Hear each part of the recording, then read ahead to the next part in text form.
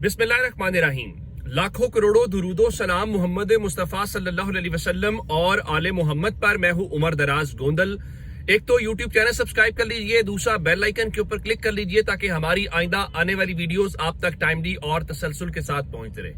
जनाब अली सुहेल आफरीदी के मुतालिक मैंने आपको बताया था कि उन्होंने आज कराची जाना था और वो आज इस्लामाबाद इंटरनेशनल एयरपोर्ट के ऊपर पहुंचे, लेकिन चूंकि आप जानते हैं कि आजकल जो फ्लाइट्स हैं वो जरा डिस्टर्ब हो जाती हैं फॉग की वजह से, खासकर पंजाब और जो सूरत हाल है, तो उनकी जो कराची की फ्लाइट थी वो खासी ताखीर का शिकार हुई और फिर उनकी तस्वीर आई कि वो आवाम के साथ बैठकर वहां इंतजार कर रहे थे। ये सुहेल आफरीदी का खासा है कि वो लोगों के बीच में रहना पसंद करते हैं। वो पिछली बार जब कराची गए तो वहां प्रोटोकॉल की बात हुई तो उनका हमें ये प्रोटोकॉल नहीं चाहिए, इसमें हमारा दम घुटता है, हमें तो अवामी प्रोटोकॉल चाहिए जहां हम अवाम के साथ रहें। फिर उन्होंने इकोनॉमी क्लास के अंदर सफर किया जिसको लोगों ने अप्रिशिएट किया। आज सुहेल आफरीदी कराची पहुंच गए हैं, ताखीर से पहुंचे हैं और ताखीर से पहुंचने का मतलब ये नहीं था कि फिर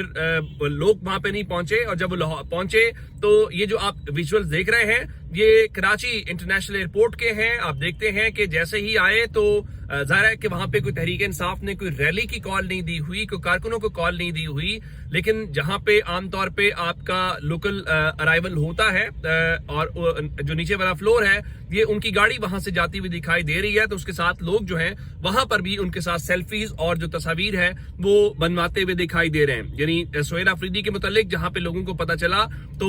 वहां पे लोग इकट्ठे हो गए, बिल्कुल वैसे ही जैसे सुहेल आफरीदी जब हैदराबाद से वापस कराची आ रहे थे तो उनके रास्ते की बंदिश हो रही थी, तो किसी ने कोई बात की तो उन्होंने कहा कि हमें जहां रोका जाएगा हम वहीं पे जलसा करेंगे। ये खासा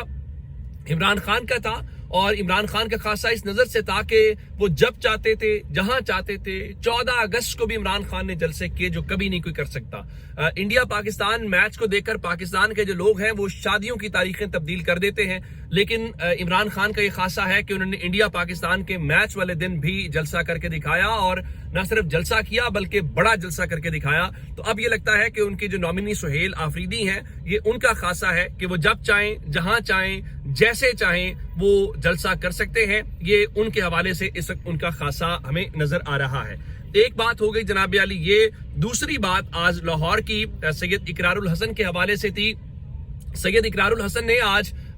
एक नई तहरीक लॉन्च की। या फर्क ये है कि हम ये तवक्को कर रहे थे कि कोई सियासी जमात लॉन्च कर रहे हैं, लेकिन वो बार बार आज उन्होंने एक जुमला बोला उस प्रेस कॉन्फ्रेंस के अंदर, चूंकि मैं कवर करके भी वहीं से निकला हूं, तो उस प्रेस कॉन्फ्रेंस के अंदर वो बार बार कहते रहे, और ये मेरे सामने ये उनकी वो प्रेस रिलीज है जो उन्होंने आज जारी भी की और मैंने प्रेस कॉन्फ्रेंस भी कवर की। तो उन्होंने कहा जी एंकर पर्सन इकरारुल हसन ने आज लाहौर में अवाम राज के नाम से एक नई तहरीक के आगाज का ऐलान किया है जो मुल्क में एक जमहूरी सियासी जमात के कयाम के लिए फिक्री, शौरी और नजरियाती जदोजहद करेगी। अब वो क्या कहते हैं,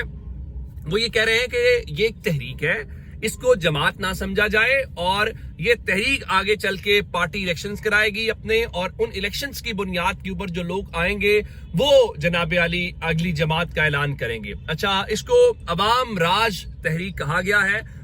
और उसके साथ इसका जो झंडा है वो सुर्ख रंग का झंडा है और बिल्कुल वैसा ही लगा जैसे तुर्की का झंडा जो है वो है, और चूंकि सुर्ख रंग इनकलाब की एक सूरत होती है, ये इस्तारे के तौर पे इस्तेमाल होता है। तो फिर उनसे ये सवाल भी हुआ कि क्या आप तुर्की से वो मुतासिर हैं, तो उनका जी देखिए तुर्की जिस तरह सबको सीने से लगा के और ये वो करके। अच्छा, मैंने उनसे ये सवाल जरूर किया चूंकि खाकसार को मौका मिला और खाकसार ने उनसे ये सवाल किया कि आप ये बताइए कि इस मुल्क के अंदर जब जब लॉन्चिंग्स हुई तो एस्टैब्लिशमेंट की जनब से लॉन्चिंग्स हुई, और आपके बारे में भी तासुर ये है कि आपको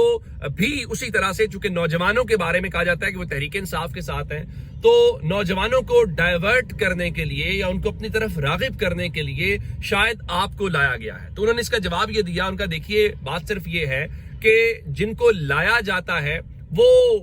इसलिए लाया जाता है कि किसी ओहदे के ऊपर उनको नामजद किया जाता है या ओहदे के लिए उनको नॉमिनेट किया जाता है या लॉन्च किया जाता है, जैसे वजारत उज़्मा है, वजारत आला है या कोई भी ओहदा है। तो उनका मैं तो जो ऐलान ये कर रहा हूं कि मेरा कोई ताल्लुक नहीं होगा किसी चीज के साथ, मैं कोई वजीर आजम नहीं बनूंगा, मैं कोई ओहदा हासिल नहीं करूंगा, तो मुझे कोई लॉन्च करके जो है वो किस तरीके से उस हवाले से इस्तेमाल किया जा सकता है, या मेरी लॉन्चिंग का मकसद क्या है, ये सोचने वाली बात है। फिर मैंने उनसे एक और भी सवाल किया कि आप ये बताइए कि जब मरियम नवाज शरीफ जो कहती हैं कि वो भी नौजवानों की कायद हैं, और उसके बाद बिलावल जरदारी कहते हैं मैं भी नौजवानों का कायद हूं, और ऐसे में जब इमरान खान एक वाकईतन रियल नौजवान सुहेल आफरीदी को लेकर आए हैं, तो फिर सवाल ये पैदा होता है कि लोग इकरारुल हसन की तहरीक की जानिब क्यों देखें जब उनके पास ये ऑप्शंस मौजूद हैं। तो उन्होंने कहा देखिए बात सिर्फ ये है कि उनको किसी जैसे उन्होंने सुहेल आफरीदी के लिए चापलूस का लफ्ज इस्तेमाल किया, उनका ये उनका वस्फ है, और वो तस्वीर पे टाकी मारते हैं, ये उनका कमाल है, मरियम नवाज रिश्तेदार हैं, इस तरह दीगर की जो बातें हैं, या बिलावल, तो उनका हम ये चाहते हैं कि जो भी ऊपर आए वो मेरिट की बुनियाद के ऊपर आए। अच्छा ठीक है, ये उनकी नेक नीति होगी या जो भी है, लेकिन कम से कम मुझे कोई क्लैरिटी समझ नहीं अभी तक आ रही, या जो पाकिस्तान का मॉडल है इस मॉडल के अंदर कैसे वो चीजें होंगी। लेकिन चलिए, मैं इस चीज का कायल हूं कि अगर नई सियासी जमात आ रही है आने दीजिए, इसमें क्या कबाहत है। सियासी एक्टिविटीज होनी चाहिए, सियासी लोगों को मौका मिलना चाहिए, और पाकिस्तान के लोगों को फैसला करना चाहिए। अगर पाकिस्तान के लोग सैयद इकरारुल हसन को कबूल करेंगे, सर आंखों पे बिठाएंगे, तो बतौर सहाफी मुझे तो कोई मसला नहीं है, या मैं तो नहीं कहूंगा कि भाई आपने क्यों बिठाया। मेरा ख्याल है पाकिस्तान के लोग बहुत बाशऊर हैं,